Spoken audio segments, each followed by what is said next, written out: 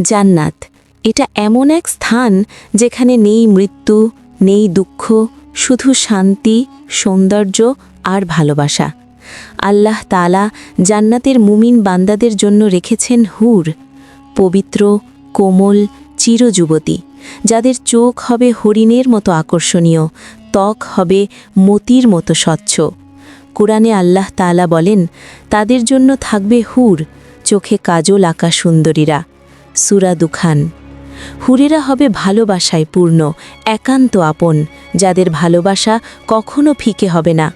তারা বলবে, এই জান্নাত, এই সুখ তুমি আমার জন্য পেয়েছ, কারণ তুমি দুনিয়াতে আল্লাহর ভয় রাখো।